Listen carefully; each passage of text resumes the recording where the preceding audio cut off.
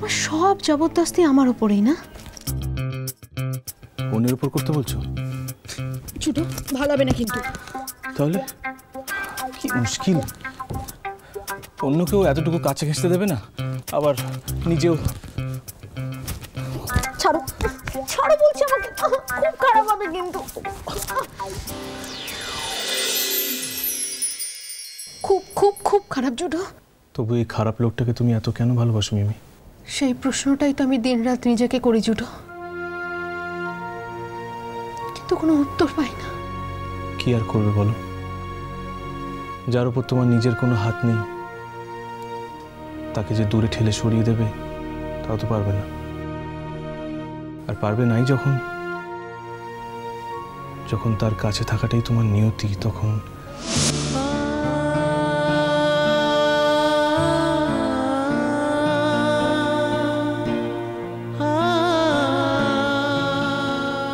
কাছেই থাকো।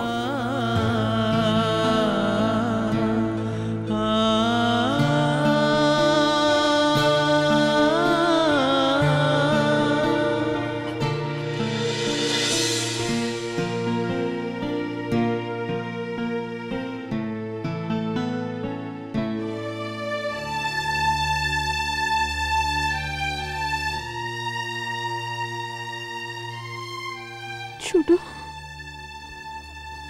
তুমি জানো তুমি আমাকে কত কষ্ট দিয়েছো? জানি, শুধু তোমাকেই কষ্ট দিয়েছি বুঝি? আমি কি কম কষ্ট পেয়েছি?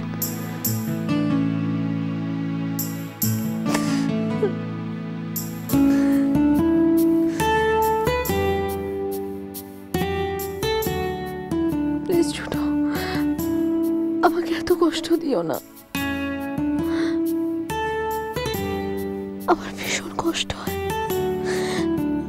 আমি সহ্য করতে পারি না।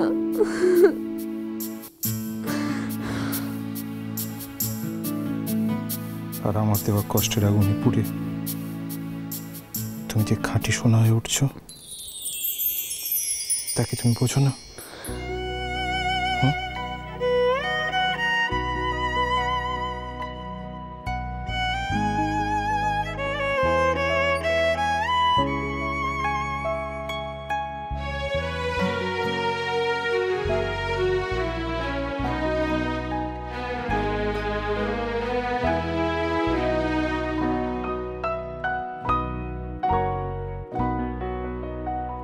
বিরহ মধুর হলো আজি মধুরাতে,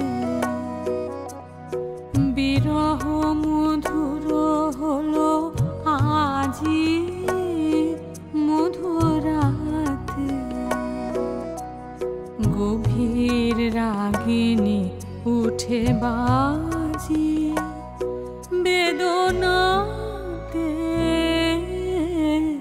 বিরহ মধুর হলো আজি মধুরাতে।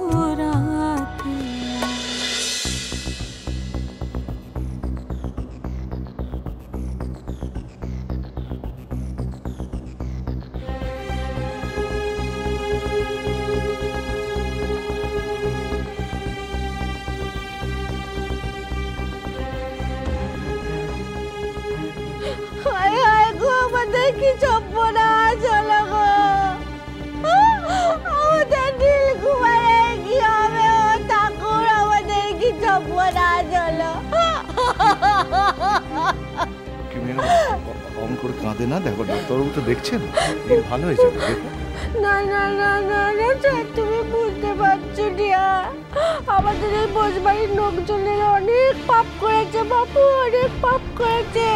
সেই পাপের কোনো খবর নেই গো।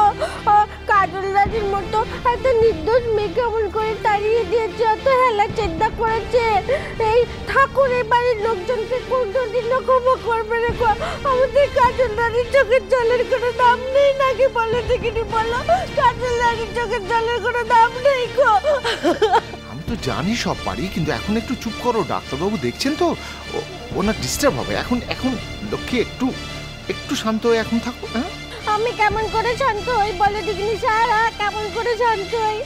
সেই দিনে কাজল রানীটা সব অধিকার ছেড়ে দিয়ে চলে গেল বলেই না এমন ধারা অবস্থা হলো আমাদের নীলকুমারে।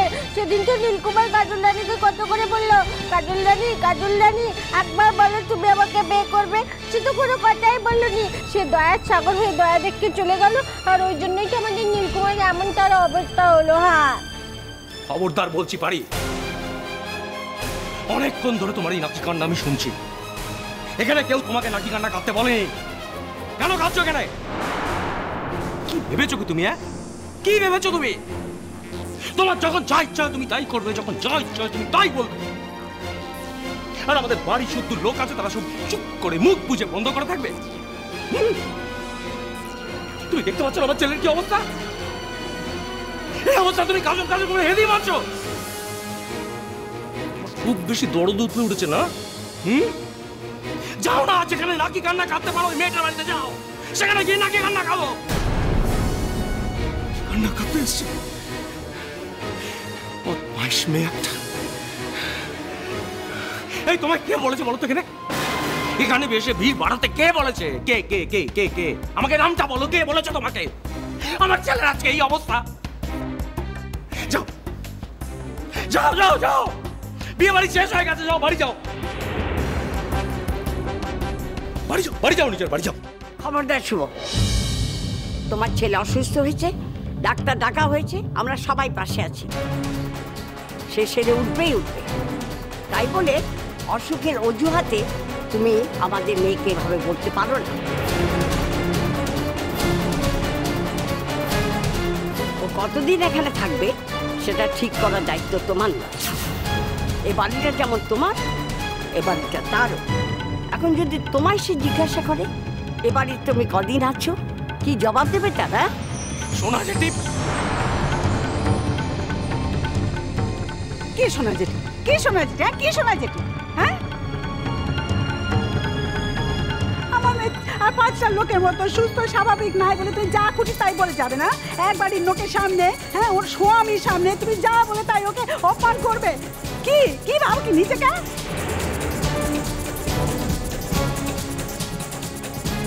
তুমি এখন বেশি কথা বলো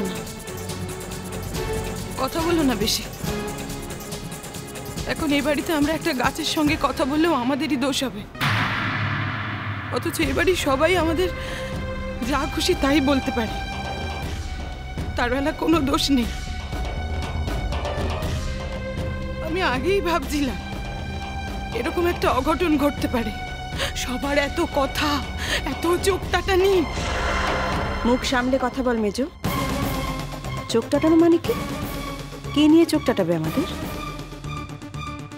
তোর ছেলের বিয়ে নিয়ে। কেন রে, তোর ছেলে কি আমাদের পর যে তার বিয়ে নিয়ে আমাদের সকলের চোখ টাটাবে?